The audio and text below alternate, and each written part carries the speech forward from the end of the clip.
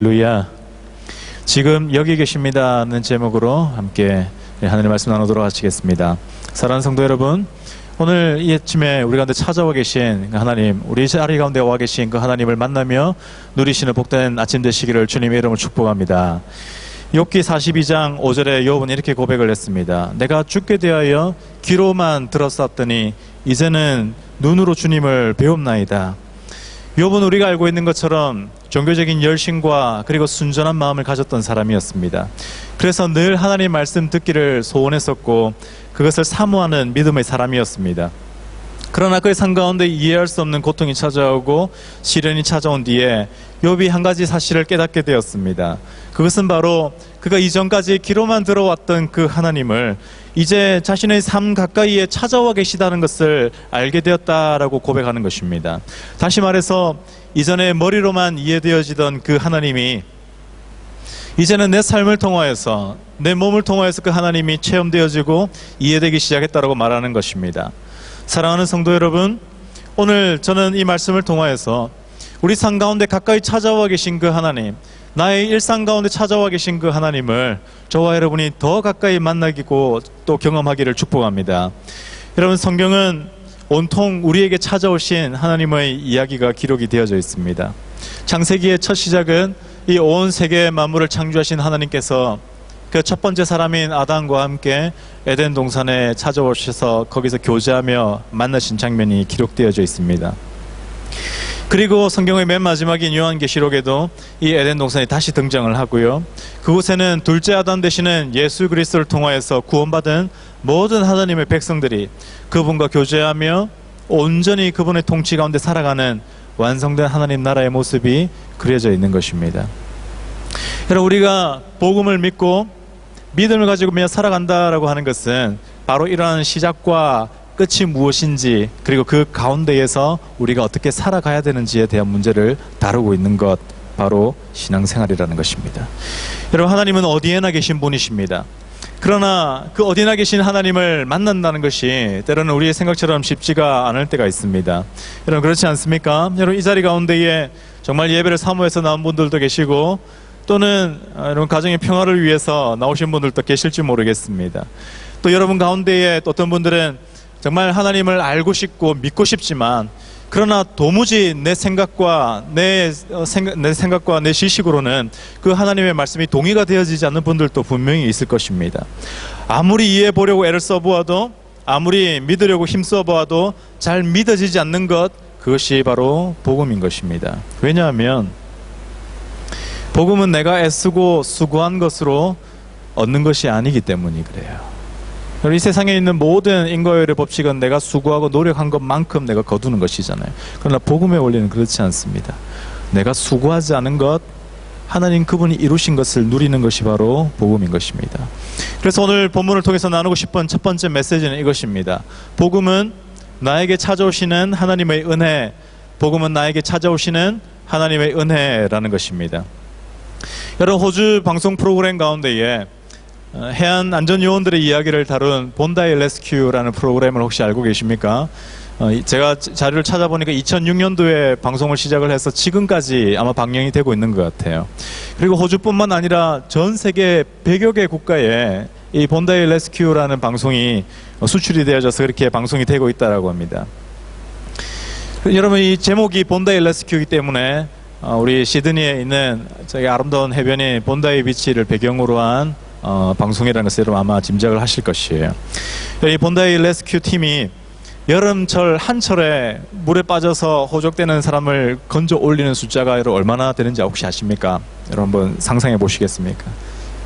여름 한철에 물에 빠진 사람들을 건져 올리는 그 숫자가 무려 5,000명이 넘는다고 합니다. 여러분 상당하지 않습니까? 레스큐 팀 없으면 큰일 날 것 같습니다. 한 번은 이 본다이 레스큐 촬영팀이 방송을 위해서 이 해변에 도착을 했었습니다. 그리고 사람들을 인터뷰하고 현장을 녹화를 하고 있는 중에 그때 실제 상황이 벌어졌던 것이에요. 파도에 휩쓸려서 익사하게 된 청년이 있었는데 한국 청년이었습니다. 서핑을 하던 서퍼들이 그 청년을 발견을 하고 모래사장으로 데리고 나왔지만 이미 물을 너무 많이 먹고 그리고 정신을 잃은 상태였고, 방송에서 나레이터가 말하기를 이 청년은 technically 죽었다고 이야기를 하는 것이요. 더 이상 심장이 뛰지 않고 더 이상 호흡을 하지 않는 의료적으로 죽은 상태라고 이야기를 하는 것이었습니다. 이 청년을 물에서 건져 올린 서퍼들 중에 한 명이 이 청년 옆에서 이제 CPR을 하기 시작하는 것이에요. 심장에 이제 충격을 주고 심폐소생술을 하는 것이죠. 그리고 곧 구조대원들이 도착을 했는데 심장에 전기 충격을 주는 그 제세동기를 가지고 와서 심장에 부착을 했습니다. 그리고 심장에 충격을 주고 마침내 이 청년이 살아나는 것이었어요. 방금 전까지 심장이 멎었었고 호흡이 멎었었는데 이 청년이 다시 살아나는 것이었습니다. 그 광경을 지켜보던 그 해변의 사람들이 박수를 치고 환호하고 옆에 있었던 지인은 눈물을 흘리고 그 장면이 그대로 현장에서 녹화가 되었던 것이에요. 여러분 지금 또 본다이 레스큐라고 해서 유튜브에 검색하시면 본다이 레스큐 코리안 하면 8분짜리 영상이 나옵니다. 정말 감동적인 영상이에요. 여러분 물에 빠져서 의식을 잃은 사람들에게 아무리 좋은 구명보트를 건네주고 아무리 좋은 밧줄을 던져준다고 하더라도 물에 빠져서 정신을 잃은 사람에게는 아무 소용이 없는 것이에요. 누군가 직접 가서 그 사람을 건져내어 주지 않으면 그 사람에게는 아무런 소망이 없는 것입니다. 그를 물에서 건져 올려서 멈춰버린 그 심장에 충격을 주지 않는다면 그에게는 살아날 가망성은 도무지 없는 것입니다. 마찬가지로 성경은 우리에게 말씀하시기를 모든 사람이 죄를 지었음에 우리가 하나님께 갈 수 없는, 다시 말해서 영적인 심장이 멈춰있는 상태라고 성경은 말씀하고 있는 것입니다. 로마서 3장 23절 24절에 이렇게 말씀합니다. 모든 사람이 죄를 범하였음에 하나님의 영광에 이르지 못하더니 그리스도 예수 안에 있는 성령으로 말미암아 하나님의 은혜로 값없이 의롭다 하심을 얻은 자 되었느니라. 할렐루야. 모든 사람이 단 한 사람의 예외도 없이 모든 사람이 죄로 인해서 하나님과 단절된 상태, 그래서 스스로의 힘으로는 도무지 하나님께 나아갈 수 없는 영적인 심장이 멎어 있는 상태라고 성경은 말씀하고 있는 것이에요. 여러분 제가 한국에 잠시 지낼 동안에 대구에서 살았던 적이 잠시 있었는데요. 대구에 가면 돈을 내지 않고 무료로 입장을 할 수 있는 큰 공원이 하나 있는데 그 공원 안쪽에 심지어 동물원까지 있었습니다. 달성공원이라고 있었는데 그 안쪽에 사자 우리가 있었습니다. 사자 몇 마리가 우리에서 살고 있었는데요. 여러분 사자들은 아무리 배가 고파도 절대 먹지 않는 것이 있습니다. 아무리 배가 고파도 사자는 풀을 뜯어 먹지 않습니다. 그렇죠? 곧 굶어 죽을지언정 풀 뜯어 먹지 않는 것이에요. 사자에게 분명히 이빨이 있고 그것을 씹어 먹을 수 있는 턱 근육이 있지만 사자는 그것을 먹지 않는 것입니다. 왜냐하면 자기의 본성이 그것을 거부하기 때문이에요. 여러분 집에 있는 자녀들은 어떻습니까? 우리 자녀들에게는 또 하나의 본성이 있는데 우리 집에 있는 자녀들은 본성적으로 야채를 싫어합니다. 그래서 죽었다 깨어나도 브로콜리는 안 먹는 것이에요. 아이들의 본성이기 때문에 그렇습니다. 여러분 죄인의 본성은 어떠한 것이냐면 본성적으로 하나님께 가까이 나아갈 수 없는 것입니다. 우리에게 시간이 있고 건강이 있어서 주일이 되면 교회로 갈 수 있는 우리에게 자유가 있다 할지라도 우리의 본성이 그것을 거부해버리는 것이에요. 아무리 이 자리 가운데에 억지로 앉아있다 하더라도 우리 온 마음을 다해서 하나님을 내 삶의 주인으로 모시며 그분을 예배하는 것, 복음을 내 삶 가운데 받아들이는 것, 그것은 내 힘으로 불가능하더라는 것입니다. 아무리 믿어보려고 해도 아무리 내 힘으로 내 노력으로 내 의지로 믿으려고 한다 하더라도 불가능한 것이에요. 왜냐하면 그것이 우리의 죄인의 본성이기 때문에 그렇습니다. 사랑하는 성도 여러분, 오늘 함께 읽은 창세기 본문에 그렇게 영적인 심장이 멈춰있는 한 사람에게 하나님은 찾아오셔서 그의 영혼을 흔들어 깨우시는 장면이 기록이 되어져 있습니다. 그의 별명은 발꿈치였습니다. 쌍둥이 형 에서의 발목을 잡고 태어났기 때문에 붙여진 별명이었고 그리고 그의 실제 이름이기도 했습니다. 야곱은 그의 이름의 뜻대로 형의 발목을 잡는 사람이었습니다. 형이 물려받기로 한 집안의 모든 재산권을 몽땅 사기를 쳐서 뺏어와서 지금은 이제 멀리 도망가고 있는 중입니다. 이 두 형제의 기가 막힌 사연은 큰아들 에서를 편애하는 아버지 이삭과 둘째 아들을 사랑하는 어머니 리브가의 잘못된 자녀 사랑에서부터 시작이 되어졌습니다. 여러분 아마도 아버지 이삭은 남자다운 이 첫째 아들이 마음에 들었던 것 같습니다. 그래서 늘 화를 가지고 사냥을 해서 돌아오는 큰 아들이 아마 동네 다니면서 자랑하기 참 좋았을 것입니다. 그리고 이제 이삭이 큰 아들에게 부탁을 하는 것입니다. 아들아, 네가 가지고 있는 그 화살을 가지고 가서 저 멀리 가서 노루 한 마리 잡아서 너에게 맛있는 요리를 해다오. 내가 이것을 먹고 너에게 우리 온 집안의 상속권을 너에게 물려주겠다. 하지만 이 이야기를 전해 들은 어머니 리브가는 늘 그의 곁에 가까이 있었던 아들 야곱을 더 사랑했기 때문에 야곱에게 이 재산권을 물려주려고 한 가지 이제 속임수를 쓰는 것이에요. 리브가는 남편인 이삭이 눈이 어두워져서 볼 수 없다는 것을 알고는 꾀를 내어서 남편을 속일 작전을 세우는 것입니다. 그리고 그렇게 야곱은 어머니 도움으로 집안의 모든 권한을 가로채고 이제 화가 난 형을 피해서 외갓집으로 도망을 가게 된 것입니다. 여러분 어떻게 보면 정말 이 세상의 막장 드라마와 같은 그런 내용들이 바로 이 믿음의 조상이라고 하는 아브라함의 가문 가운데 일어난 것입니다. 우리가 잘 알고 있는 그 아브라함의 가문 가운데에 그 가정 불화의 그 현장 가운데 우리는 지금 들어와 있는 것이에요. 형님은 동생을 죽이려고 하고 동생은 형님을 속이고 그렇게 하루아침에 이 아들 둘을 잃을 것 같은 어머니는 이제 이 야곱을 멀리 외삼촌 집으로 피신시키려고 하는 것입니다. 에서가 잠시 한눈을 팔고 있는 사이에 이제 아들 야곱을 준비시켜서 멀리 내보내는 것입니다. 그리고 이제 드디어 오늘 본문이 이렇게 시작합니다. 창세기 28장 10절에 야곱이 브엘세바를 떠나서 하란으로 향하여 가더니 한 곳에 이르러는 해가 진지라 거기서 유숙하려고 그곳에서 한 돌을 가져다가 베개를 삼고 거기 누워 자더니 야곱이 한 동네에 이르러서 날이 저물었다고 이야기를 합니다. 그렇게 머물렀던 동네 이름은 루스라고 하는 동네입니다. 제가 성경 지도를 찾아보니까 루스는 이 야곱의 집인 이 브엘세바에서 약 한 90km 정도 떨어져 있는 거리예요. 그래서 제가 궁금해서 구글 맵을 켰습니다. 시드니에서 90km 떨어진 곳이 어디인가? 우리 북쪽에 있는 엔트런스까지가 딱 90km입니다. 신나게 하루 종일 한 10시간씩 걸으면 이틀이면 갈 수 있는 거리입니다. 아마도 야곱이 아버지 집을 나와서 형을 피해서 열심히 도망을 가서 이틀째 되는 날 아마 도착한 곳이 바로 이 루스였던 것 같습니다. 야곱이 그 마을에 들어가지 않고 길가에서 잠을 청하기로 했다라고 하는 이 장면이 갑자기 제 눈에 들어왔던 것입니다. 가만히 본문을 살펴보니까 야곱이 마을에 들어가지 않고 그 루스라고 하는 동네 바깥에서 그 들판에서 돌멩이 하나를 가지고 베개 삼아 누워 자려고 하고 있다는 것입니다.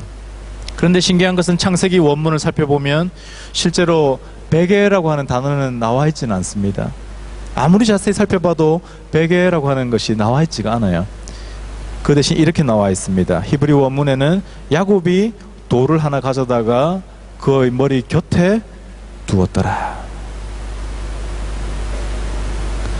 여러분 저는 밤에 누워 잘 때 머리 곁에 핸드폰을 보통 놔두고 잡니다. 새벽에 알람을 맞춰서 일어나야 될 때가 종종 있기 때문에 잠을 깨야 되니까 알람을 멀리 맞춰놓고 일어나면 집안 식구들의 원성이 상당합니다. 당신만 일어나지 왜 우리 다 깨우냐. 그래서 이제 바꿔서 알람을 맞춰서 제 머리맡에 딱 두고 있습니다. 알람이 울립니다. 0.1초 만에 핸드폰을 잡아서 알람을 끄는 것입니다. 야곱이 커다란 돌멩이를 가지고 그의 머리 곁에 두었다고 이야기를 합니다.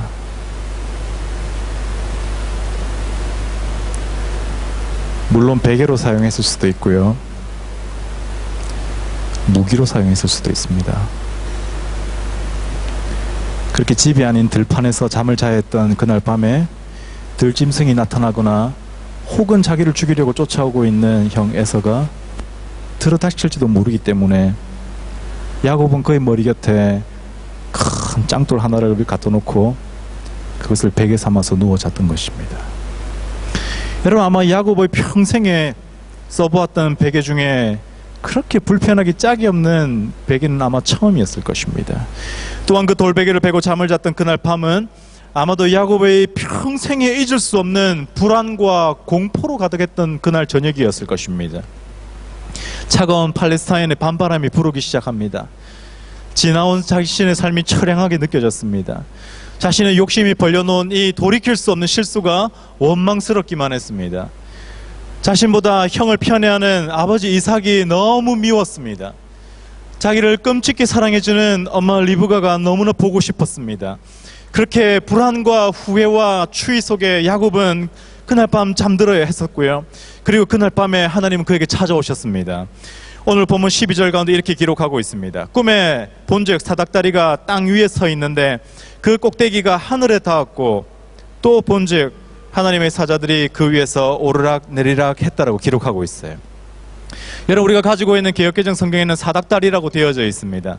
그런데 NIV나 표준 세번역 성경에 보면 이것이 계단으로 이루어진 통로, 다시 말해 층계라고 번역을 하기도 하는 것이에요. 다시 말해서 계단으로 되어진 긴 통로가 마치 사다리처럼 야곱이 누워있는 그 들판 가운데에 드리워져 있는 환상을 보았다라는 것입니다. 여러분, 고대 사회의 사람들은 신들을 만나기 위해서 큰 탑을 쌓아 올리고 그곳에 계단을 만들어서 올라갔던 지구라트라는 건축물이 있었습니다. 그곳에는 높이 올라가기 위한 계단이 있었고요. 사람들은 그 계단을 밟고 올라서 그곳에서 자신들이 섬기는 신들을 만나려고 애썼던 것입니다. 다시 말해서 기독교를 제외한 이 세상의 모든 종교의 체계들은 이와 같은 것이에요. 다시 말해서 이 땅에는 모든 종교의 체계들은 아래에서 하늘을 향해 올라가는 구조를 가지고 있습니다. 무엇인가 내가 수고해야 되고 고행을 해야 되고 선행을 해서 내가 믿는 신을 기쁘게 하고 그래서 내가 원하는 것을 받으려고 노력하고 애쓰는 것이에요. 그러나 그날 밤에 야곱이 본 것은 정반대의 모습이었던 것입니다. 이 사닥다리는 하늘에서 시작되어서 땅을 향해 내려진 사닥다리라고 본문은 설명을 하고 있는 것입니다. 그리고 그 사다리의 그 꼭대기에는 야곱이 아버지 이삭과 할아버지 아브라함으로부터 말로만 들어왔었던 그 여호와 하나님이 사다리 꼭대기 위에 앉아 계신 것을 보았던 것입니다. 오늘 13절 이하의 말씀에 이렇게 기록합니다. 나는 여호와니 너의 조부 아브라함의 하나님이요 이삭의 하나님이라. 네가 누워있는 땅을 내가 너와 내 자손에게 주리니 내 자손이 땅의 티끌같이 되어 네가 서쪽과 동쪽과 북쪽과 남쪽으로 퍼져나갈지며 땅의 모든 족속이 너와 내 자손으로 말미암아 복을 얻으리라. 15절 함께 읽겠습니다. 내가 너와 함께 있어 어디로 가든지 너를 지키며 너를 이끌어 이 땅으로 돌아오게 할지라. 내가 내게 허락한 것을 다 이루기까지 너를 떠나지 아니하리라 하신지라. 아멘. 이 말씀 창세기 22장에 하나님이 아브라함에게 주셨던 약속입니다. 하나님은 아브라함에게 주셨던 그 약속을 오늘 야곱에게 찾아오셔서 다시 주시는 것이에요. 여러분, 야곱은 누가 봐도 형편없는 사람이었습니다. 누가 봐도 야곱은 사기꾼이었었고요, 형의 발목을 잡는 사람이었고 집안에 불랑거리를 만드는 사람이었습니다. 누가 봐도 형편없는 이 사람인 야곱에게 하나님은 그날 저녁에 찾아오셨다는 것이에요. 하나님이 찾아오실 만한 그 어떤 만족스러운 모습을 찾아볼 수 없는 그 사람에게, 그러나 하나님은 그러한 야곱의 하나님이 되시기로 작정하시는 것입니다. 하나님이 왜 야곱의 하나님이 되시기로 하셨는지 그 이유를 찾을 길은 성경에는 나와 있지는 않아요. 다만 믿음의 조상이라고 불리는 아브라함의 가문 역시 도무지 답이 없는 사람들이었다는 것과, 그러기에 찾아오셔서 자신을 보여주시고 만나주시는 하나님의 은혜만이 그들에게 유일한 복음이었다는 사실입니다. 사랑하는 성도 여러분, 저는 오늘 이 말씀이 저에게 얼마나 큰 위로가 되는지 모릅니다. 저의 삶을 돌이켜볼 때에 여전히 제 가운데 연약함이 있고 부족함이 있다는 것입니다. 목사이고 목사 가정이기 때문에 그래도 성경을 좀 알고 믿음으로 살아보려고 애쓰고 노력하려고 하지만 여전히 제가 세워놓은 규칙을 따라서 자녀들을 훈계하고 양육하고 통제하고 제한하려고 하는 것이에요. 이제 좀 믿음이 좀 성장했나 싶어서 이제 자녀들 주님 손에 맡겨드립니다. 아이들의 인생을 책임주십시오. 그렇게 말하지만 성적표를 받아봤을 때에 성적이 좋지 못하면 딱히 그렇게 기분이 좋지만은 않습니다. 예, 특히 요즘에 핸드폰을 손에 들고 있는 모습만 보기만 봐도요, 요즘 속에서 열이 확 올라올 때가 있는 것입니다. 여러분, 정작 제 손에 핸드폰이 들려져 있는 시간들이 많다는 것을 알았을 때에, 야, 내가 한참 멀었구나 라는 생각이 들었다는 것입니다. 저 스스로 돌아볼 때에 나의 경건의 모습이, 아빠로 남편으로서의 성품이 그렇게 만족스럽지 못할 때가 많더라는 것입니다. 저만 그런 것처럼 쳐다보시네요.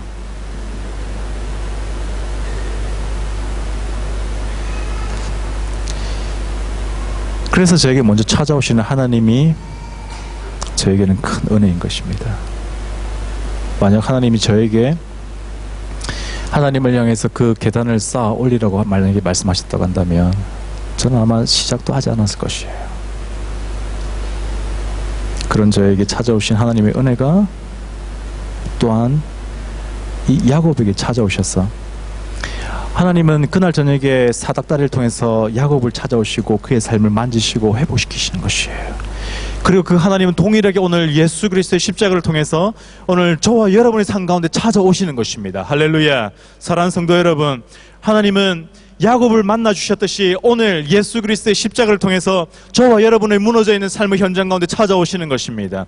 반복되어져 있는 죄로 인해서 무너진 내 심령 가운데에 그분은 찾아오시는 것입니다. 죄로 인해서 망가져버린 내 심장 가운데에 그분은 충격을 주시고 다시 뛰게 하시고 하나님을 향하여서 거룩한 삶으로 살아드릴 수 있도록 우리에게 새 힘을 주시는 분, 바로 그분이 우리에게 십자가를 통하여서 찾아오시더라는 것입니다.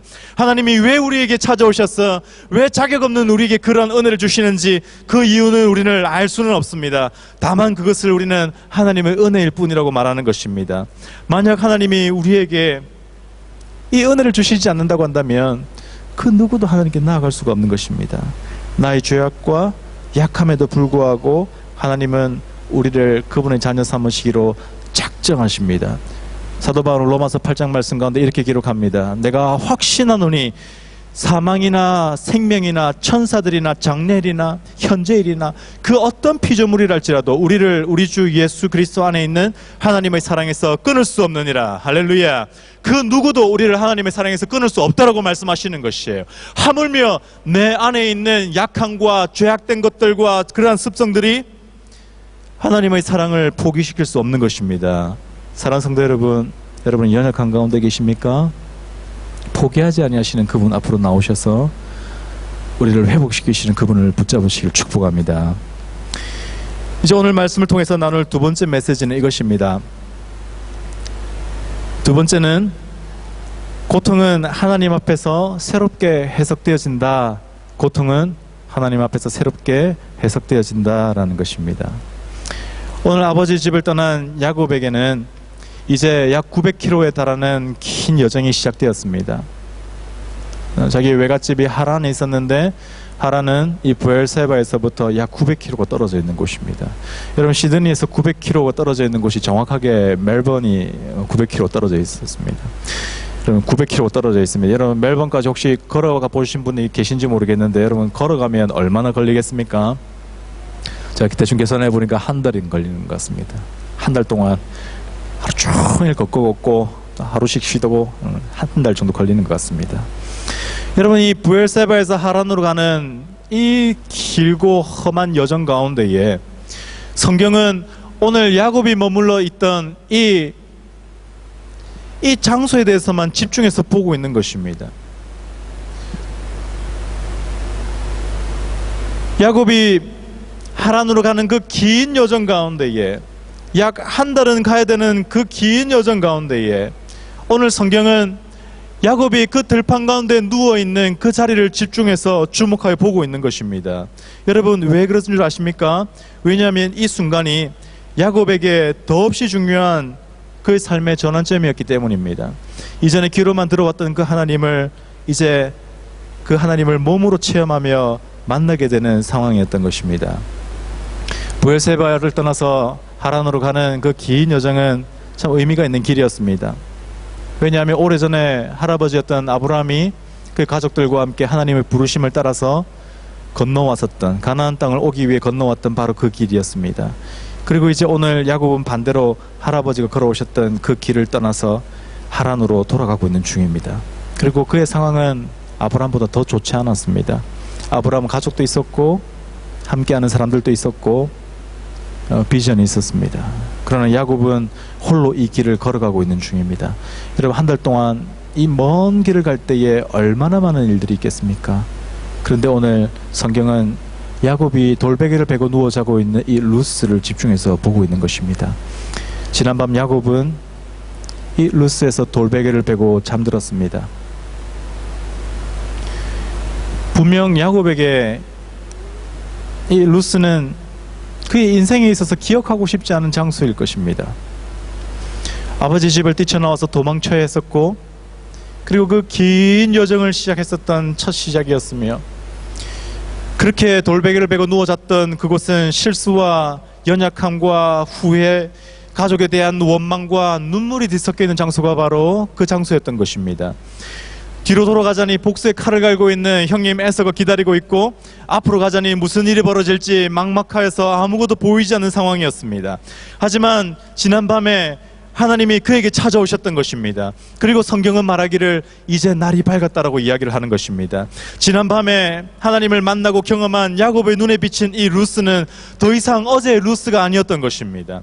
16절 17절에 이렇게 야곱은 고백합니다. 야곱이 잠이 깨어 이르되 여호와께서 과연 여기 계시거늘 내가 알지 못하였도다. 이에 두려워하여 이르되 두렵도다. 이곳이여 이곳은 다름 아닌 하나님의 집이요 하늘의 문이로다. 분명 어제 야곱이 누웠던 곳은 그곳은 루스였습니다. 돌베개를 베고 누워 자야만 했었고, 그의 삶의 후회와 절망과 안타까움과 마음의 분노로 가득하였던 것이었습니다. 그렇게 누워 잤던 루스가 이제 아침에 일어나 보니 그곳이 베델이 되어져 있더라는 것입니다. 하나님이 찾아와 계신 집이라는 뜻입니다. 그곳이 하늘을 향해 열려있는 문이라고 야곱은 고백하고 있는 것입니다. 사랑하는 성도 여러분, 저는 오늘 여러분들에게 묻고 싶습니다.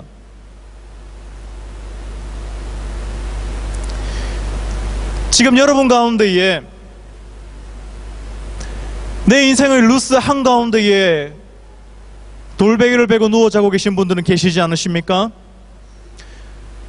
나의 연약함과 실수들, 가족에 대한 원망, 이웃에 대한 불신으로, 여러분, 이 호주가 얼마나 아름다운 곳입니까? 그런데 이 호주의 아름다운 자연과 저 시티의 저 멋진 건물들이 더 이상 나에게 아무런 감흥도 기쁨도 주지 못하고, 내가 한국 사람이지만 더 이상 한국 사람이 모여있는 곳에 가고 싶지 않은 마음이 든다고 한다면, 여러분은 아마 지금 인생의 루스 한가운데를 살고 있는지 모르겠습니다. 죄송하지만 여러분, 그 상황 결코 바뀌지 않을 것이에요. 내 계획과 내 감정과 내 삶에 내가 주인이 되어서 살아가고 있다고 한다면, 여러분, 우린 결코 그 루스를 벗어나지 못하는 것입니다. 오직 한 분, 내 삶 가운데 찾아오시는 예수 그리스도, 그분을 만날 때에만이 우리의 삶의 루스가 하나님의 집인 베델로 변화되어지는 놀라운 사건이 벌어지는 것입니다. 사랑하는 성도 여러분, 온 사방이 하나님과 함께하는 베델임을 깨달았던 야곱이 그 지난밤에 베고 잤던 그 돌베개를 가지고 아침에 일어나서 했던 첫 번째 것이 있었습니다.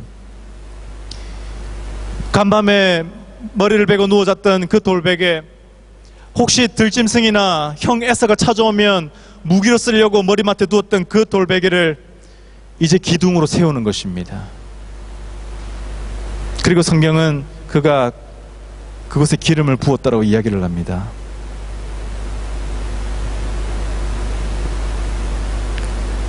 그것은 하나님을 예배했다는 뜻입니다. 분명 지난밤에 서글픔으로 베어졌던 그 돌베개가, 무기로 쓰려고 놔둬놨던 그 돌멩이가 바로 세워져서 기름이 부어지고 하나님을 예배하는 제단이 되었던 것입니다. 사랑하는 성도 여러분, 나의 고통과 아픔은 하나님을 만날 때 다시 해석되어질 수 있어요.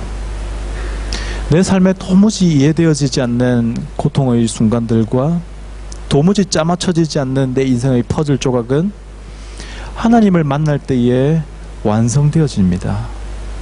그 가운데에 하나라도 빠지면 그림이 완성되지가 않아요. 우리 집에 자녀들이 가지고 노는 퍼즐이 있는데 그 가운데 피스 하나만 잊어버려도 그림은 완성되지 않습니다. 하나님은 실수하지 않으시는 분이세요.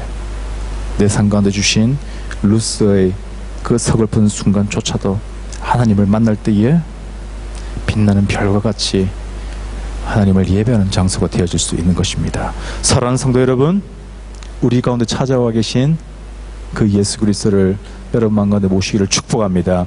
사랑하는 성도 여러분, 여러분들이 도전하고 싶습니다. 혹시 여러분 가운데에 내 삶 가운데의 루스에서 내가 고통하고 있다고 한다면, 그래서 하나님 내 삶 가운데 찾아와 주십시오. 내 삶의 현장 가운데 찾아오셔서 나와 함께 해 주십시오. 내가 돌배를 베고 누워 자고 있는 이 루스가 하나님의 집 베델이 되게 하여 주시옵소서. 이 이민 땅이 하나님을 예배하는 베델이 되게 하여 주시옵소서. 하나님, 이 땅 가운데 교회들이 하나님을 만나고 예배하는 베델이 되게 하여 주시옵소서. 그렇게 기도하시는 믿음의 사람들 되시기를 축복합니다. 여러분, 말씀을 정리하겠습니다. 하나님은 죄인인 우리에게 먼저 찾아오시는 하나님이십니다. 그분은 이 자리 가운데 찾아와 계시고요, 그분을 만나기를 원하는 모든 자들에게 하나님은 그분을 나타내어 보여주시는 분이십니다. 그리고 그분을 만날 때에 우리 삶의 모든 고통의 내용들은 다시 해석되어진다는 것입니다. 이 하나님을 만나며 누리시는 우리 다음 가족들 다 되시기를 우리 주님 이름으로 축복합니다.